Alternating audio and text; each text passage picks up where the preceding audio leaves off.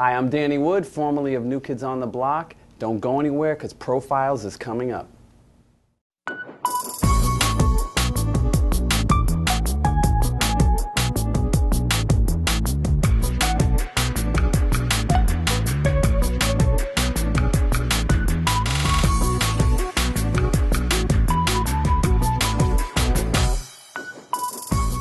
Welcome to Profiles. I'm Tiffany Walker. This week's guest is Danny Wood, one of the original members of the globally celebrated New Kids on the Block. New Kids sold over 60 million albums worldwide and broke every sales and attendance record at major venues around the world. Eventually, New Kids broke up and the fans grew up, and so did Danny Wood. Today, he is maturing as a polished singer and songwriter. After a short break, we'll join our host Mickey Burns as he welcomes former New Kid on the Block, Danny Wood, to Profiles. Welcome back to Profiles. When he was in his teens, Danny Wood became an international superstar as one of the members of the first pop boy band, New Kids on the Block.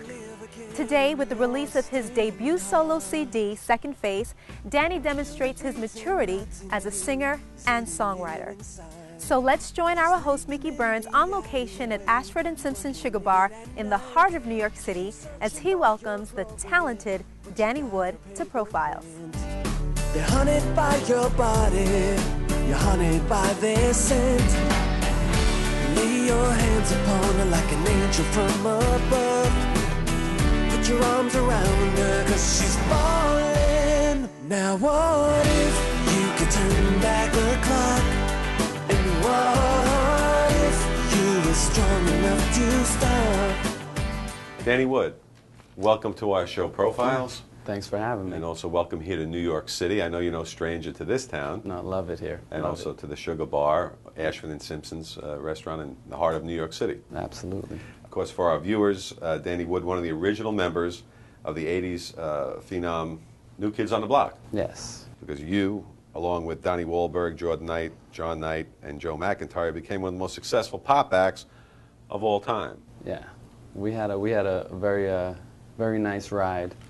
It was for me, a great learning experience, and now it's brought me to where I am. Sure. Currently celebrating the release of your solo CD, Yes. Second Face. Yes. And as we were talking about prior to you coming on air today, we have listened to it, and it's got like ballad feel, but yet it's got some rock chops to it. How's the album going? The album's going great. It's doing very well. I'm very happy. In America, it's doing very well overseas, but in America, it's a fight, it's a struggle, it's very competitive. But as long as we move forward with everything we're doing, I'm very happy. So it's going good. Sure. Now, the album itself, Second Face, I read somewhere that this was a culmination of 2 years worth of work for you. Yeah. Is that a normal amount of time to put together a CD like this? It was actually a little bit longer. It's almost between starting writing and then getting the record deal, it was probably about 3 years. And it's not normal, like my next record won't take that long, but it was hard to get, number one, someone to believe in it. Sure. And I wrote a lot of songs. I wrote like 30 songs. So there's 18 on the record, and I wrote like 30. So it took a while to really figure out what I wanted to do and, where my voice was. You said about this new CD, and it's called Second Face. You said, any preconceived ideas, throw them out the window. Musically, my past doesn't have anything to do with this record.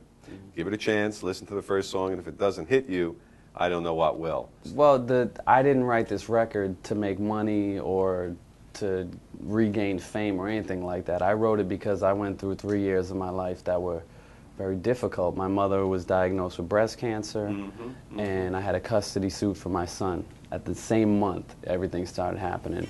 And my mother passed away in September of '99, and then in January of 2000, I won custody of my son.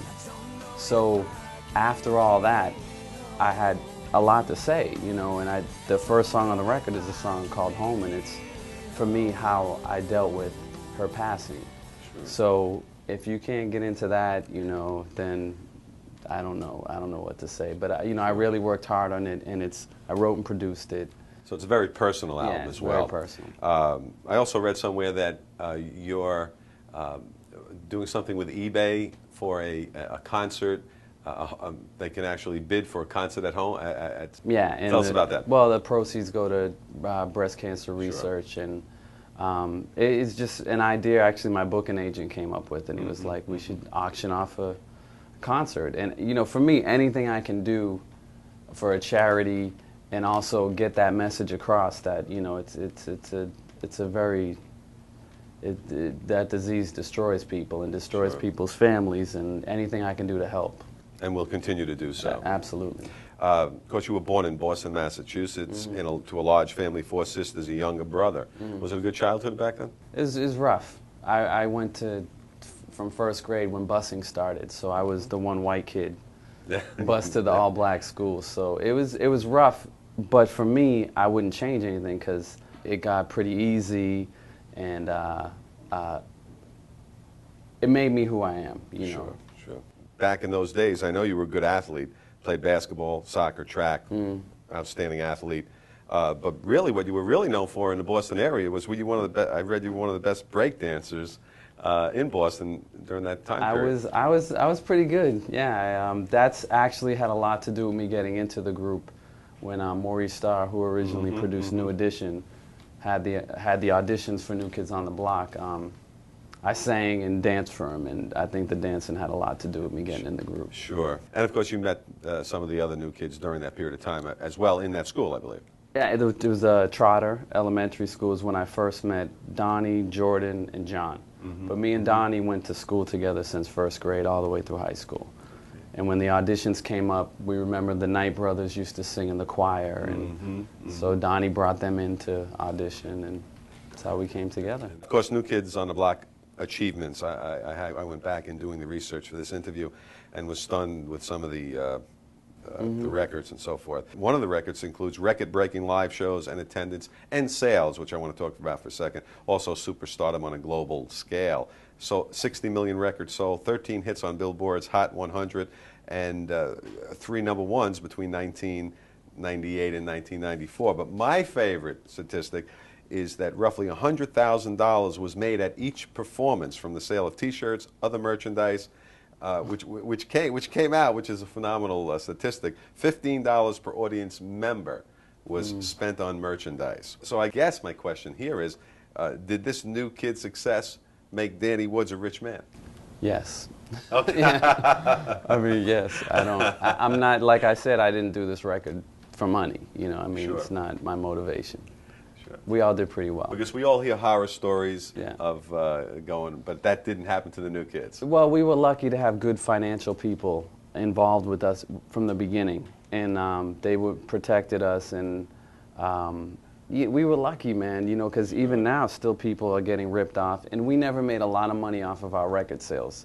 We were lucky to be a group that could generate that much income from their live shows. Now, I also read that your decision originally to join this group, at one time you weren't sure if you were going to do it or take advantage of it because you had a 4-year scholarship offer to Boston University. Yeah. So you were really drawn or torn between going to Boston on a scholarship. What kind of scholarship was it? Academic scholarship. Academic scholarship, and or going on the road with New Kids.